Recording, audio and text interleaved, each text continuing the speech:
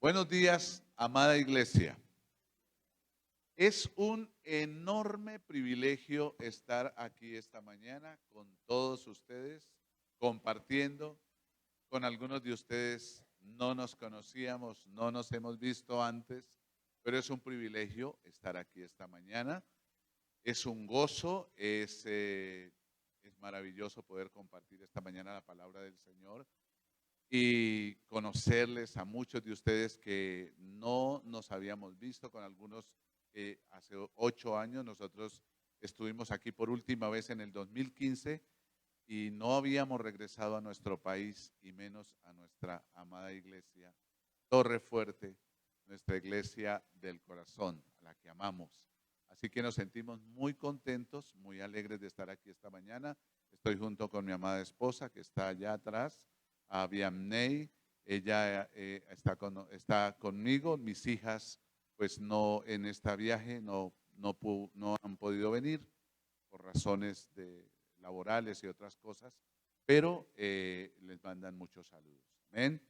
Así que quisiera compartir esta mañana o que juntos mirásemos la palabra del Señor y en el transcurso de compartir la palabra del Señor me gustaría algunos testimonios, si el tiempo nos lo permite. Este es un saludo que han preparado los hermanos de la iglesia de Sevilla y es nuestro trabajo durante este tiempo en la ciudad de Sevilla. Este ha sido el trabajo de los últimos 3 o 4 años que el Señor nos ha permitido iniciar una congregación allá. Así que cuando usted ve este video, usted es parte del trabajo que hemos realizado allí. ¿Cómo ha sido parte? Con sus ofrendas, con sus oraciones, con su apoyo como iglesia. Así que quiero de verdad daros las gracias y felicitaros por vuestro compromiso con la obra del Señor. Sois una iglesia avivada y llena del Señor que está comprometida con la obra misionera y eso me goza. Y lo sentimos al otro lado del mundo cuando ustedes oran, cuando ofrendan y cuando apoyan la obra misionera. El fruto es este. Así que este fruto no es de Beto y Vianney, que son unos misioneros estrella, no. Beto y Vianney son como ustedes y como cualquiera de ustedes, pero el Señor nos ha mandado allí y usted es parte de ese trabajo. ¿Se siente parte de ese trabajo, querido? Es un trabajo suyo, no es un trabajo de los misioneros, es un trabajo de la iglesia Torre Fuerte que ha participado fielmente en la obra misionera y ustedes lo saben muy bien. En España todo se hace alrededor de la comida. Comida es fundamental para evangelizar. Y usted diría, ¿de verdad? Es verdad. Toda la iglesia y todo gira en torno a tomar un café o a comer juntos. Por eso usted ve mucha gente comiendo, porque la comida es parte del trabajo evangelístico. Entonces nosotros tenemos una reunión parecida a esta, pero luego que la reunión termina, nosotros vamos a comer juntos. Cada uno trae parte de la comida y compartimos. Es decir, lo que se va a comer en su casa, le agrega una porción más y lo trae a la iglesia y nos lo comemos todos juntos. Y eso hace que la iglesia esté muy animada y unida. Así que el Señor nos ha dado ese privilegio y estoy feliz de venir y traerles buenas noticias de lejanas tierras. Que Dios está obrando en España porque hay una iglesia comprometida con la oración, con el apoyo a la obra misionera hasta lo último de la tierra. Amén. Dese un aplauso. Muy bien.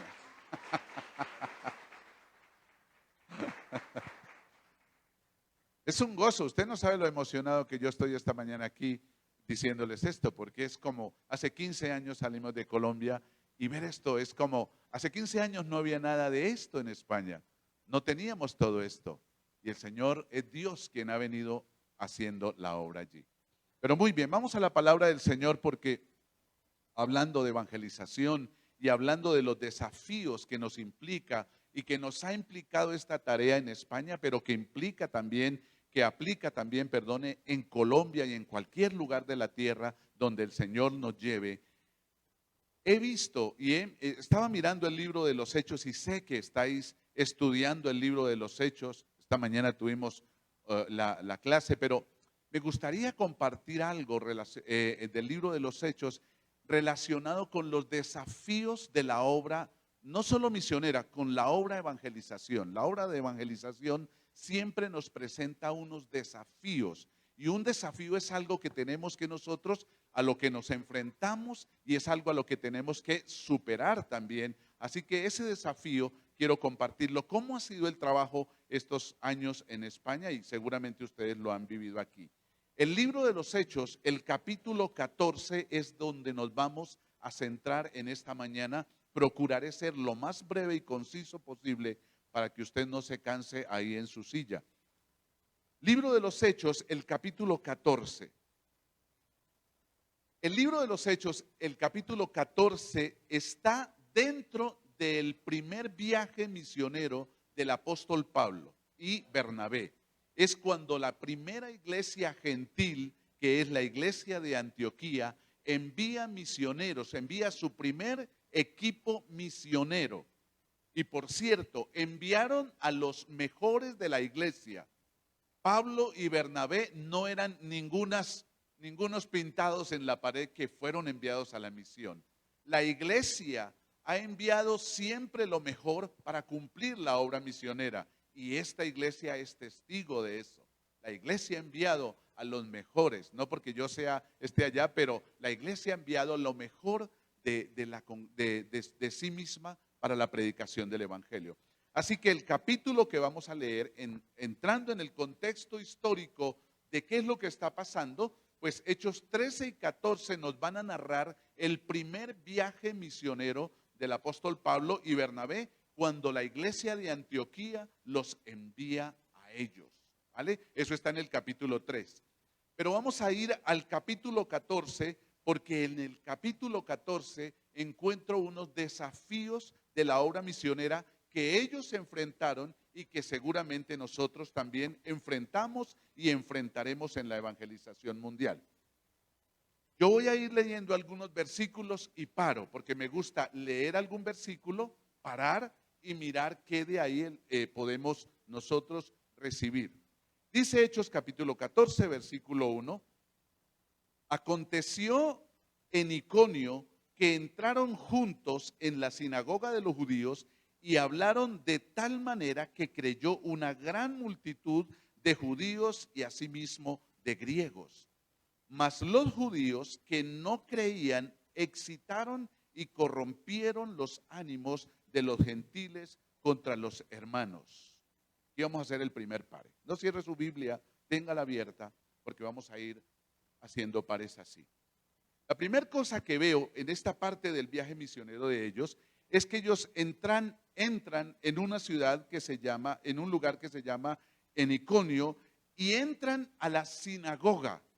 La sinagoga era el lugar de reunión, era como el templo, y ellos entraron a ese lugar para hablar del Señor, para hablar del Evangelio, y en esa parte, cuando ellos hablaron, una gran multitud creyó, tanto judíos como griegos. Y esto es importante, hermanos, porque cuando el apóstol Pablo entra, no las noticias son tan terribles, no, es que la gente es incrédula, la gente no quiere oír. El apóstol Pablo, en esta experiencia, ellos tuvieron el privilegio de que mucha gente creyó. Así que cuando nosotros evangelizamos, debemos entender y saber que Dios tiene corazones preparados para que reciban el evangelio. Nosotros fuimos a España y entendíamos el contexto, no lo entendíamos muy bien, pero fuimos conociéndolo y se nos había dicho, no, los españoles son difíciles, eso algunos le llamaban el cementerio de los misioneros, lo cual es mentira, no es verdad, es diferente, pero no es que ellos no quieran saber de Dios. Dios tiene personas allí que ha tocado, así que hemos visto en el transcurso del trabajo que el Señor tiene corazones preparados para el evangelio. Ese chico que estaba hablando en el video, ese chico él vino del mundo, del contexto católico, apostólico y romano. Pero el Señor lleva 6 años este chico en ese proceso. Él es el tesorero de la iglesia ahora. Está trabajando en la iglesia, pero salió de un contexto católico, apostólico y romano que es muy fuerte. Y en estos 6 años hemos visto cómo el Señor ha ido cambiando su corazón. Y este muchacho le habla a todo el mundo del Señor, no tiene vergüenza. Entonces es una bendición, porque cuando un español le habla a otro español del Evangelio, ese otro va a entender el Evangelio de manera más clara, porque se lo habla en su propia manera de pensar, en su propia cultura. Como si un colombiano le predica a otro colombiano, le va a entender con mucha más claridad, porque las palabras y las expresiones son más claras para él. Así que eso hemos visto también, al igual que lo que pasaba aquí en Hechos capítulo 14. Pero en el versículo 2, a pesar de que varios creyeron, gentiles y griegos, miren lo que pasa en el versículo 3. Por tanto, se detuvieron allí mucho tiempo, hablando con denuedo, confiados en el Señor, el cual daba testimonio a la palabra de su gracia, concediendo que se hiciesen por las manos de ellos señales y prodigios. Hasta aquí la historia es estupenda. La gente está creyendo al Señor, el Evangelio está siendo predicado, los judíos están conociendo al Señor, los gentiles están llegando al Señor. Esto podríamos decir que estamos en un gran avivamiento, está todo muy bien y ellos deciden quedarse algún tiempo en aquel lugar, pero mire lo que dice, ellos estaban hablando con denuedo. La primera cosa que encuentro aquí es, ellos estaban confiados en el Señor. Si algo hemos aprendido en todos estos años de trabajar es que no es en nuestras fuerzas, no es lo que yo hago, no son mis capacidades, no son mis palabras las que convencen a la gente, sino es el poder de Dios y mi confianza tiene que estar en Dios para la evangelización. Posiblemente usted en los próximos días va a tener la oportunidad de compartir el evangelio con alguien. Le digo una cosa, no es su capacidad, no es lo que usted le diga, es que usted confíe en el Señor y que pueda estar confiado en Él, que esa persona va a llegar a los pies del Señor. Posiblemente ya usted le está hablando a alguien del Señor y lleva 1, 2 o 3 años. Posiblemente puede ser su hijo, su hija, su esposo, su esposa. Y usted está luchando con eso. Le digo una cosa, no desmaye en hablarle del Señor, porque a su tiempo el Señor le traerá. O pregúntese cómo usted llegó al Señor. El primer día que le hablaron del Evangelio, usted dijo, sí, yo quiero aceptar a Cristo. No, quizá no. Quizá para algunos de nosotros el Señor esperó muchos años hasta que nosotros dimos ese paso, pero Él nos buscó siempre. En esta historia, en este relato bíblico, en esta narrativa bíblica, el apóstol Pablo predicó, pero no era tanto su propia fuerza, sino su confianza en el del Señor. Y otra cosa que me llama la atención es cuáles eran las credenciales de Pablo. Ellos no tenían el Nuevo Testamento para, como lo tenemos nosotros hoy, para evangelizar. Entonces, ¿cuáles eran las credenciales de ellos? ¿Qué era lo que hacía que su mensaje fuera de tanto impacto que la gente pudiese decir, yo quiero a Cristo, yo lo necesito? ¿Qué era lo que ellos tenían? Y ese versículo luego no lo dice. Dice que entonces Pablo levantándose, perdón, me he perdido de la emoción que tengo. Dice que ellos predicaban, el Señor les daba gracia a la palabra que hablaban y dice que concedía que se hiciesen por las manos de ellos señales y prodigios. ¿Sabe de qué carece hoy la evangelización? De poder. Hoy la evangelización tiene mucho conocimiento teológico, hay mucho conocimiento hoy, pero falta esto que la Escritura dice.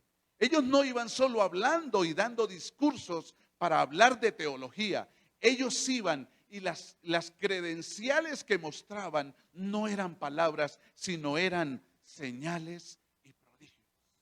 Oraban por el enfermo y el enfermo se sanaba. Oraban por el endemoniado y el endemoniado era libre. Oraban por cualquier persona y el Espíritu Santo de Dios que les acompañaba en esa evangelización levantaba a los enfermos. ¿Sabe de qué carece hoy mucho la predicación de señales. Hay buenos discursos teológicos, pero no hay ni pasión, ni amor, ni señales. Pareciese que tenemos la información en la cabeza puesta, pero esa información todavía no ha bajado al corazón y no sale afuera. Y la gente escucha buenos discursos, pero falta poder de Dios. Es difícil predicar el evangelio y que la gente que te está escuchando no tenga una pasión por Dios.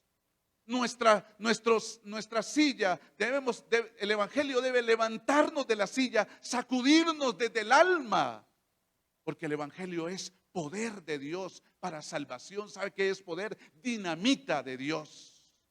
Cuando el evangelio se predica, el infierno mismo tiembla. El Señor dijo en Mateo capítulo 16, yo edificaré mi iglesia y las puertas del Hades no prevalecerán contra ella. Así que cuando la iglesia predica el evangelio, no es usted, es el poder del Espíritu Santo haciendo que los corazones sean fuertemente tocados, impactados y la gente llegue al arrepentimiento. Pero eso, la iglesia hoy por hoy, parece que lo estamos perdiendo, esa pasión que tenían los apóstoles para predicar el evangelio. Imagínense a un Pedro y a un Juan entrando al templo, viendo a un cojo ahí sentado de nacimiento, 40 años ahí, y le dicen, no tengo plata ni oro, pero en el nombre de Jesús de Nazaret, ¿qué le dicen? Levántese. Y el enfermo, ¿qué hace? Se levanta y anda. Cuando leo el libro de los Hechos es apasionante, es como una aventura. Ser iglesia es mucho más que ocupar un espacio en este auditorio. Ser iglesia es estar apasionado por el nombre de Cristo y porque otros conozcan el nombre de Cristo y porque las vidas de quienes escuchan el evangelio sean transformadas profundamente. Y nuestro caminar con Dios sea en santidad. Y vayamos apasionados por Cristo. ¿Hasta dónde? Hasta el otro lado de la calle o hasta el otro lado del mundo. No importa el lugar donde el Señor nos llame, pero Hechos es pasión. Hechos es aventura. Hechos no es una iglesia ahí caminando poco a poco. La iglesia de Hechos es una iglesia apasionada por Cristo. Apasionada por las almas. Y si te apasionas por Cristo, te apasionarás por las almas. Estoy apasionado por el pueblo español, profundamente apasionado, convencido que Dios traerá a esa nación que nunca en la historia ha vivido un avivamiento como el que usted en este país sí ha experimentado. Estoy apasionado porque Dios toque cada español, cada española y lo avive con el fuego de su Espíritu Santo. No lo han visto mis ojos y no sé si lo verán, pero vivo trabajando día tras día para que eso pase. Y para que esa historia negra y oscura cambie. No es que la iglesia no funcione, es que la iglesia necesita depender de Dios. El apóstol Pablo y su equipo no dependían de sus credenciales teológicas, dependían del poder del Espíritu Santo. ¿O cómo cree usted que los apóstoles sufrieron todo lo que sufrieron y lo aguantaron hasta la muerte? ¿Cree que era porque tenían mucho conocimiento en su cabeza? No era eso, queridos. Era el poder de Dios. Era el poder del Espíritu Santo que los hacía ir hasta el final, a morir por Cristo. Lo repito una vez más. Si el Señor me lleva a España, yo estoy dispuesto a morir por el evangelio en España. Pido al Señor que me dé el honor de morir en ese país y que mis huesos sean enterrados allí. Porque estoy apasionado no por ellos, sino apasionado por Cristo. Y lo que yo quiero transmitirle esta mañana no es pasión por el conocimiento, sino pasión por Cristo. Por el Cristo que usted ama y dice amar y caminar con Él. Él quiere verle mucho más, haciendo mucho más de lo que usted está haciendo hoy. Él no quiere que esté ahí tranquilo, apaciguado. Él es el Dios del universo. Ama a los perdidos aquí y hasta lo último de la tierra.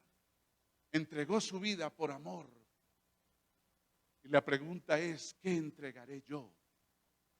Si Él entregó su vida, ¿qué estoy entregando yo por amor? Por amor a Él y por amor al mundo que no conoce a Cristo.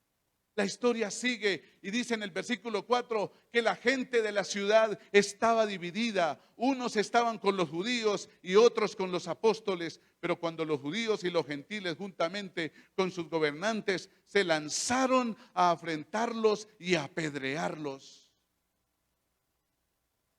Y usted diría, pero si el apóstol Pablo está haciendo la voluntad de Dios, predicando el evangelio, ¿por qué lo apedrean? La historia dice que la gente se dividió. Unos estaban con los judíos y otros con los apóstoles.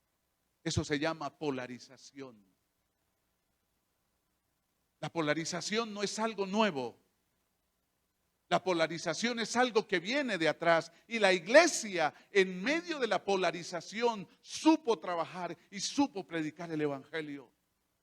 ¿Sabe qué noto hoy, queridos hermanos? La iglesia está polarizada. Estos son los buenos y estos son los malos. La iglesia de Jesucristo es una. Los políticos nos polarizan. El pueblo está polarizado en su pensamiento. Parece que hay un bando de los buenos y un bando de los malos. Y vivimos en esa cultura de polarización. Pero le digo una cosa, la iglesia de Cristo no puede entrar en polarizaciones. La iglesia de Cristo no puede perder el norte, el objetivo de hacia donde el Señor le está llamando. Y el objetivo de la iglesia es predicar a Cristo, no hay otro. La iglesia no tiene dos objetivos, porque el Señor no tiene dos propósitos, sino uno. Pero parece que la iglesia ha perdido el norte de hacia dónde ir en la predicación del evangelio y nos hemos polarizado. Usted encuentra que ya hay cristianos que en sí mismos no se hablan. Porque yo voy aquí y porque yo voy aquí. Entonces ya no se hablan. La comunión se perdió, se acabó el amor. No puede ser que la iglesia pierda su esencia. La iglesia de Cristo está llamada a hacer luz en medio de la oscuridad, en medio de un mundo perdido y polarizado. No permitamos que las políticas y los pensamientos y las corrientes filosóficas del mundo se metan en la iglesia y dividan la iglesia de Cristo y nos hagan separar a los unos de los otros. No perdamos el objetivo, que es el que el Señor mismo nos ha llamado a hacer. Así que eso de la polarización no es algo nuevo. Lo vivió la iglesia de Antioquía. Pero no se quedaron ahí. Ellos sabían a qué el Señor los había llamado. Y aunque se hicieron grupos y se dividieron unos con judíos y otros con los apóstoles, la predicación del evangelio nunca se detuvo, porque nunca se detendrá la predicación del evangelio, porque la iglesia no fue establecida por hombre alguno, sino la iglesia fue establecida por Cristo Jesús. Fue Él quien dijo: yo edificaré mi iglesia. Así que la iglesia no es un invento del hombre. Usted que está ahí sentado siendo parte de este cuerpo de Cristo que es iglesia, usted ha sido llamado por Dios. Espero que así sea. Y si ha sido llamado por Dios, el Espíritu Santo le hablará.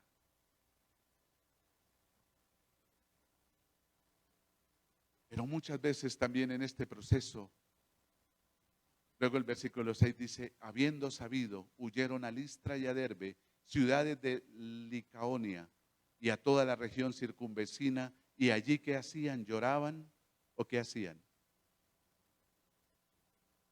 ¿Perdieron el objetivo? No.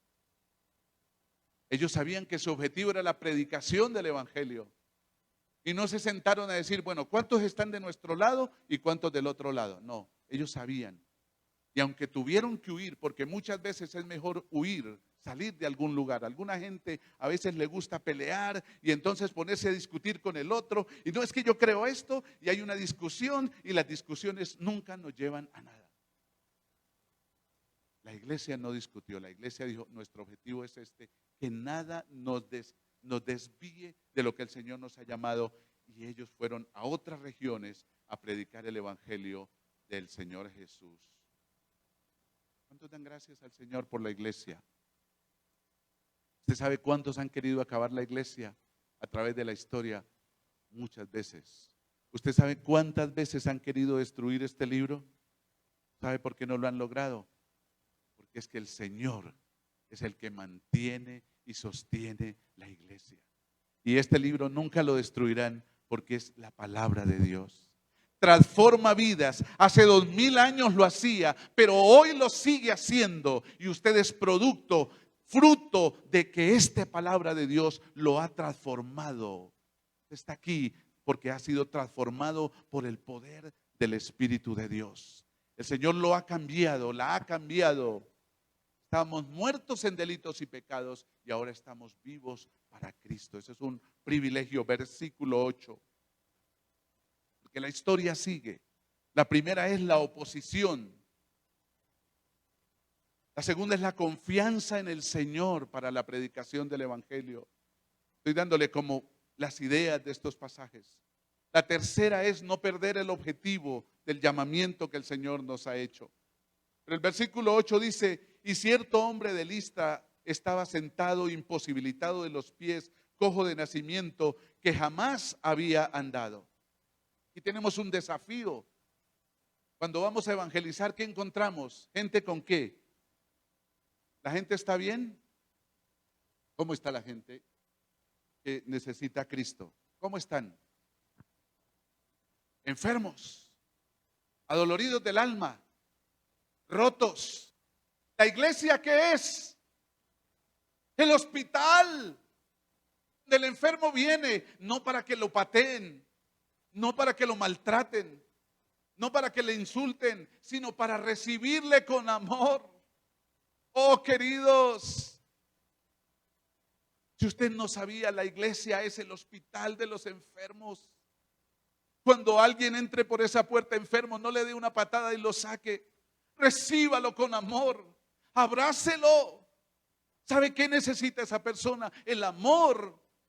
¿Sabe qué necesita la gente sin Cristo? Amor. Cuando alguien entre por esa puerta, por favor, no le haga sentir mal. Recíbalo con amor.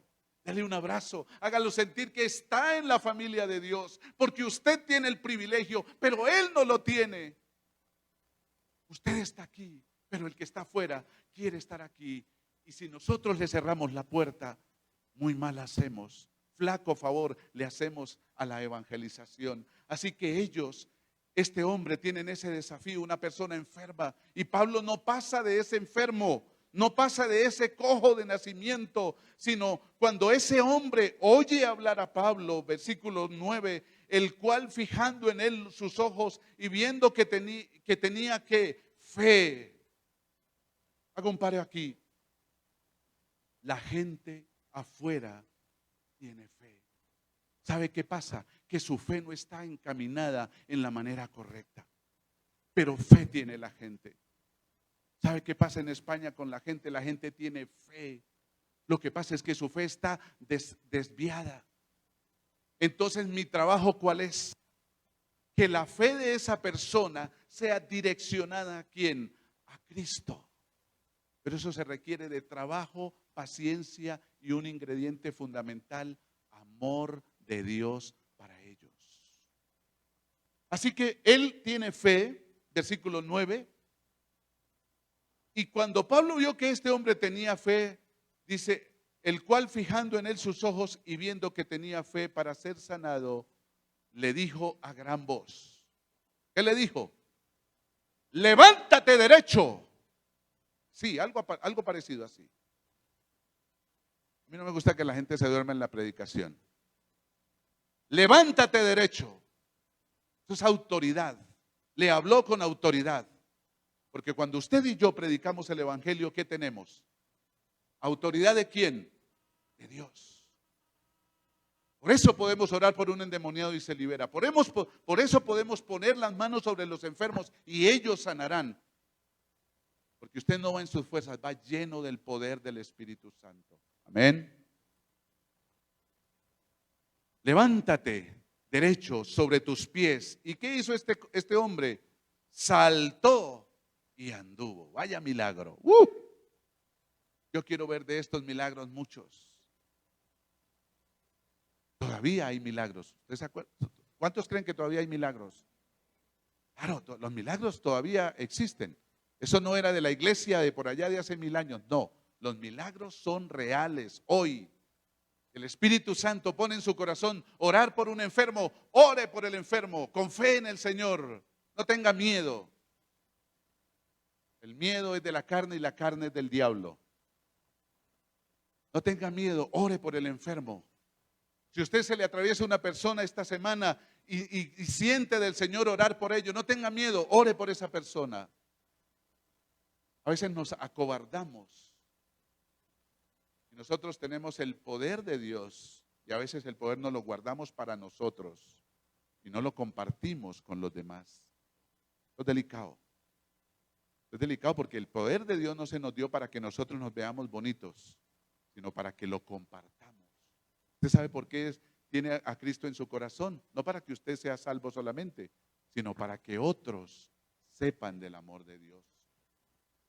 Versículo 12, entonces la gente, visto lo que Pablo había hecho, alzó la voz diciendo en lengua licaónica: dioses bajo la semejanza de hombres han descendido a nosotros.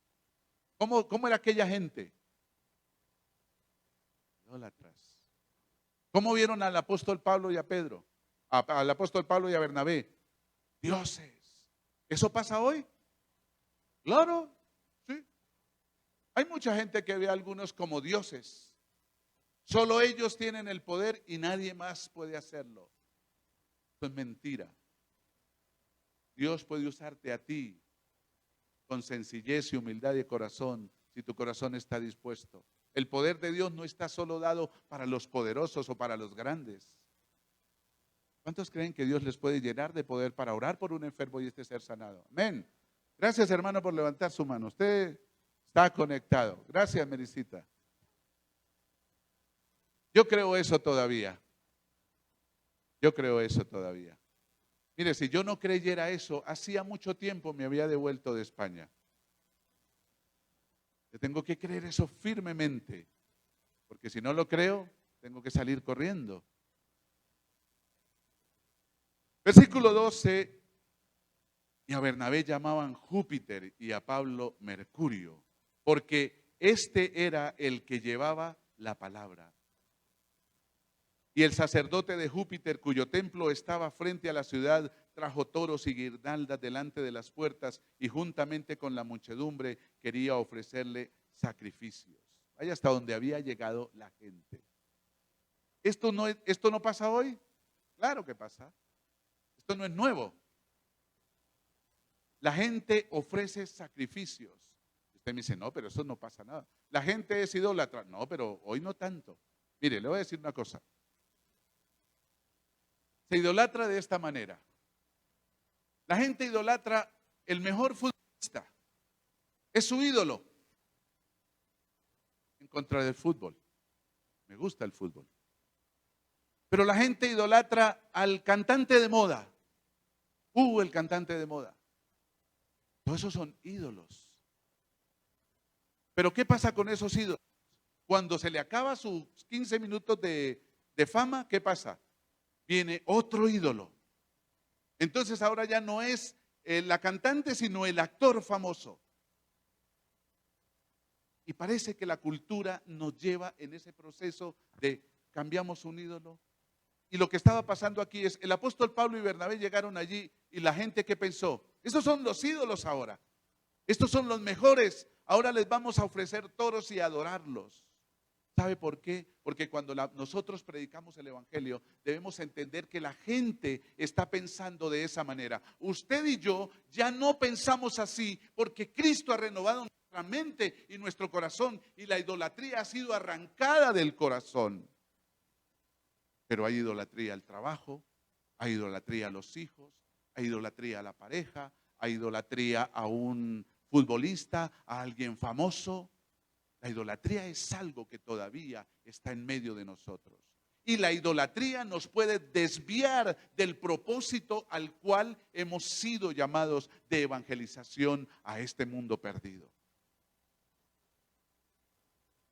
Pero claro, cuando ellos vieron eso, versículo 14, cuando lo oyeron los apóstoles, Bernabé y Pablo rasgaron sus ropas y se lanzaron entre la multitud dando voces y diciendo: varones, ¿por qué haces esto? Nosotros también somos hombres semejantes a vosotros, que os anunciamos que de estas vanidades os convirtáis al Dios vivo, que hizo el cielo y la tierra, el mar y todo lo que en ellos hay. ¿Cómo llama el apóstol Pablo a esas cosas que la gente hacía? Vanidades. ¿Qué dice el libro de los Eclesiastés? Vanidad de vanidades, todo es vanidad. La gente afuera vive en un mundo que de vanidad. La gente sin Cristo, perdóneme. La gente sin Cristo vive en un mundo de vanidad, de ilusión. Como cuando uno se come ese dulce, ¿cómo se llama? Que es grande, pero que lo pone a la boca y, ¿cómo se llama? Algodón de azúcar, que es tan rico. ¿Cuánto le gusta el algodón de azúcar? A mi esposa le gusta. Y usted se come un muerde eso y ¿qué le queda en la boca? Así vive la gente sin Cristo. Piénselo. La gente ve algo y lo pone en su corazón, pero luego cuando va, no es nada. Pero con Cristo es diferente. Amén. Cuando usted recibió a Cristo, ¿qué le pasó a su corazón y a su alma? Fue lleno de amor. Gloria a Dios. Gloria a Dios. Gloria a Dios. Estoy feliz de ser hijo del Señor. Lo disfruto cada día. Es una pasión. Es una gozada ser hijo de Dios. Es vida. Es algo diferente. Versículo 15, bueno, versículo 16, el apóstol Pablo le dice: en las edades pasadas él ha dejado a todas las gentes andar en sus propios caminos, si bien no se dejó a sí mismo sin testimonio, haciendo bien, dándonos lluvias del cielo y tiempo fructífero, llenando de sustento y de alegría nuestros corazones. Nuevamente aquí hay otra característica: el gozo. El cristiano tiene una identidad propia. ¿Cuál es? El gozo del Señor. El gozo del Señor es una identidad del cristiano. ¿Cuántos disfrutan del gozo del Señor? Gozo. No importa las pruebas. Pablo dijo: regocijaos en el Señor. Y luego dijo: otra vez os digo, regocijaos. ¿Y sabe cómo estaba Pablo cuando estaba diciendo esas palabras? Se dice aquí: en la mala. Pablo estaba mal en la cárcel. Y en la cárcel él le decía a la iglesia: regocijaos. No solamente una vez, sino dos: regocijaos otra vez en el Señor. Pero a veces nosotros no vivimos ese gozo. Necesitamos experimentar el gozo del Señor. Hay un corito que antes cantábamos: yo tengo gozo en mi alma, gozo en mi alma, gozo en mi alma y en mi ser, aleluya, gloria. Son como ríos de agua viva, ríos de agua viva, ríos de agua viva en mi ser. Y es Cristo que me hace cantar, gloria a Dios. Y es Cristo que me hace cantar, gloria a Dios. De todos mis pecados libres soy, al cielo voy. Y es Cristo que me hace cantar. Ya no se canta, ya no se canta. Parece que es un corito antiguo. Eso ya no se canta. Ahora hay que cantar nuevas canciones modernas. Yo era niño, iba a la escuela dominical y mi maestra cantaba eso con gozo y yo la miraba la alegría que tenía y yo cantaba con gozo. Gozo. Quiero que esta mañana usted, al salir de este lugar, salga con gozo. Usted es hijo, hija de Dios, redimido por su sangre. Usted es una nueva criatura. El gozo del Señor debe ser todos los días. Amén. Gracias, Juanito, ahí te escucho. Versículo 18 dice que diciendo estas cosas, difícilmente lograron impedir que la multitud les ofreciera sacrificio. Aquí me parece algo curioso. Luego lo que va a decir, dice, entonces vinieron unos judíos de Antioquía y de Iconio que persuadieron a la multitud y habiendo apedreado a Pablo, le arrastraron fuera de la ciudad pensando que estaba muerto. O sea que, ¿qué pasó con la multitud eufórica? Primero, ¿qué querían hacer? Adorarlos, pero luego matarlos. La gente sin Cristo así piensa. Si el ídolo no les satisface, entonces ¿qué hacen? Lo desechan. Gracias, hermano. Si el ídolo no les llena el corazón, lo desechan. Pero eso está entrando a la iglesia también, lamentablemente. Si esta iglesia no te gusta, entonces me voy para otra. Y si esta no me gusta, me voy para otra.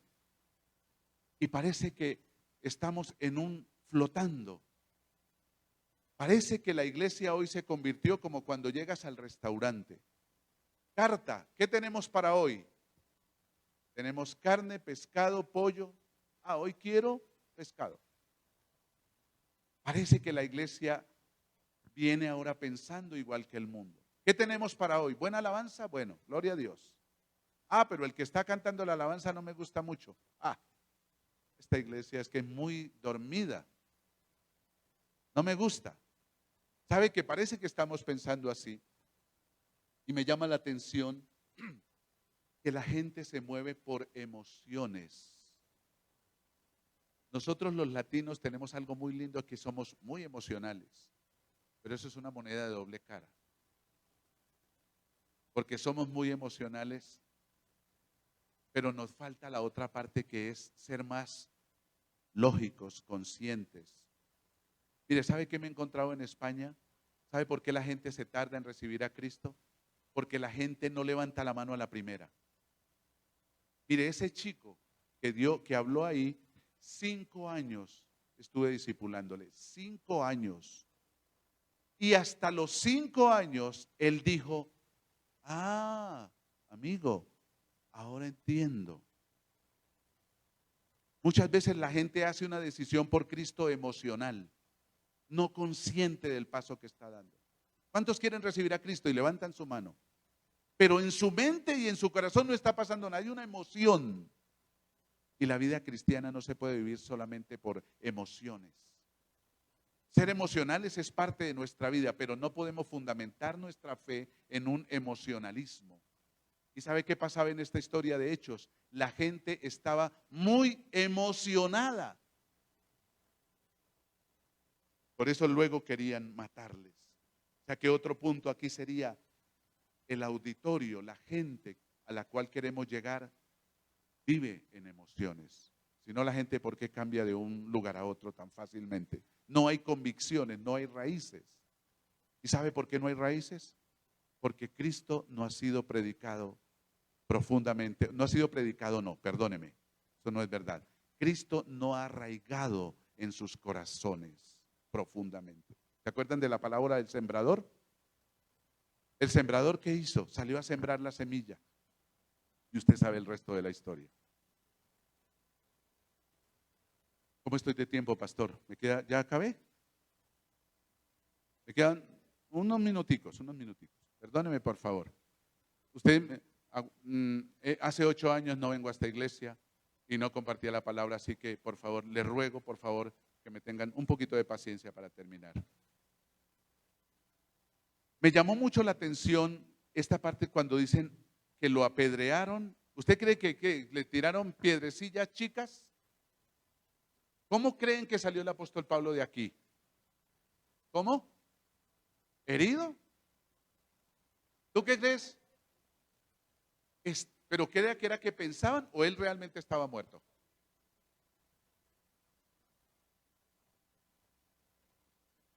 Mire, vamos a mirar una cita. Primera de Corintios, primera carta a los Corintios, y esto me llamó mucho la atención. No, perdone, segundo de Corintios 2. Pues, segundo de Corintios 12, 2 al 4. Hermano, usted que me respondió, por favor, lea ese versículo. Bueno, no importa, búsquelo. Bueno, segundo de Corintios 12, 2 al 4. ¿Qué dice?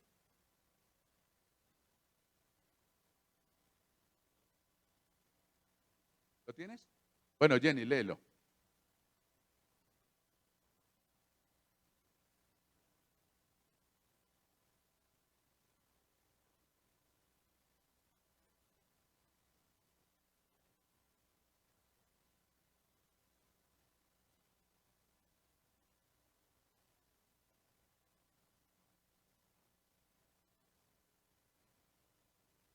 Parece que esas palabras que el apóstol Pablo dice en segundo de Corintios se refieren a este episodio en el libro de los Hechos.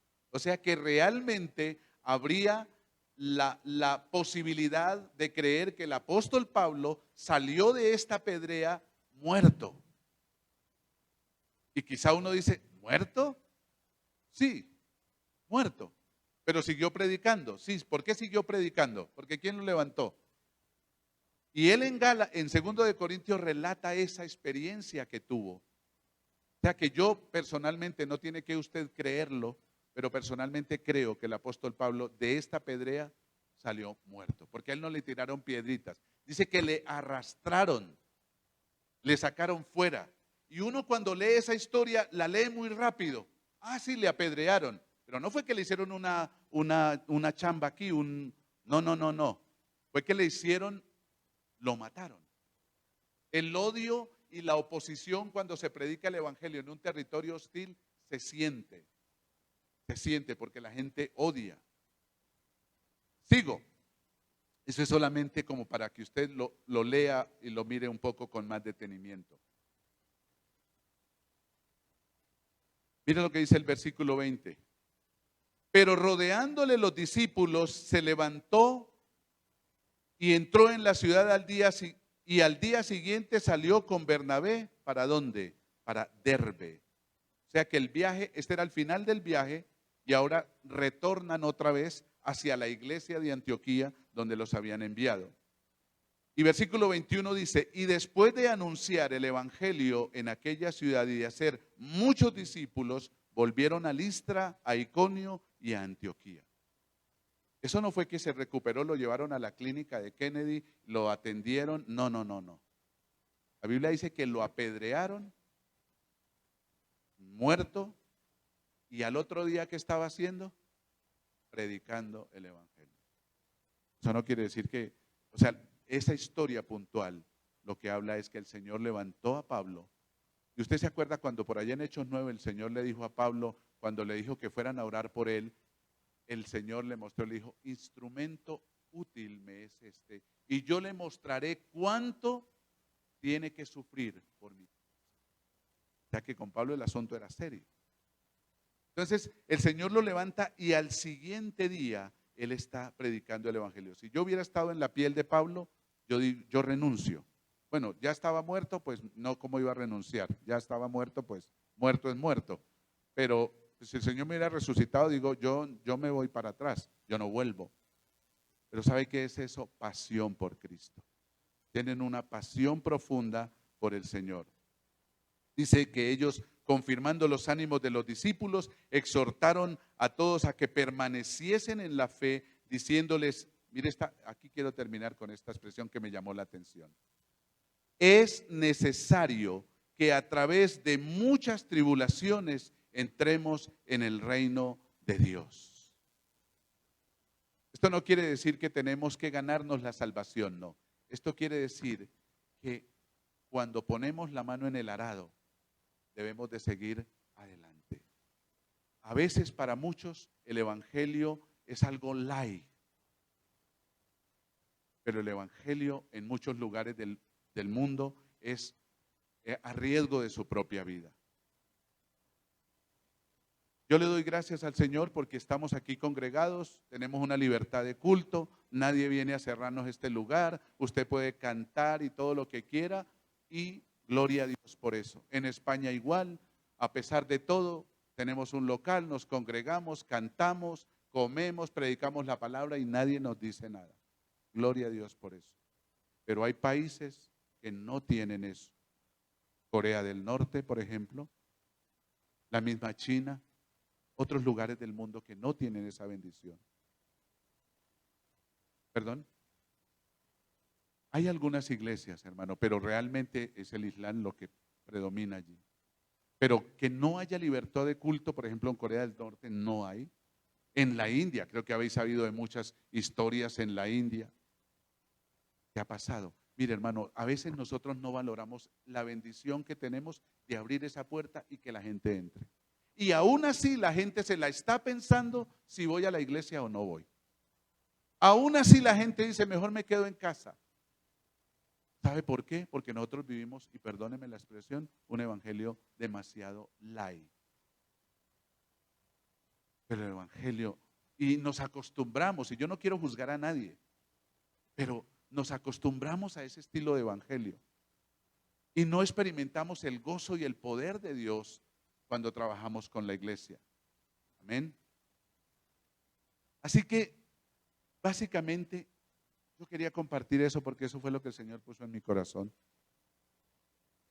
No, decirle más es andar sobre lo mismo. Pero necesitamos orar como iglesia. Mire, queridos hermanos, Torrefuerte es una iglesia bendecida por Dios. Yo sé que han pasado pruebas difíciles, pero ustedes siguen aquí firmes, hermanos. No desmayen, sigan clamando al Señor. Esta iglesia tiene que seguir siendo un faro de luz en medio de este lugar para predicar el evangelio. Y quiero animarle esta mañana que se coloque de pie, por favor, y vamos a orar juntos.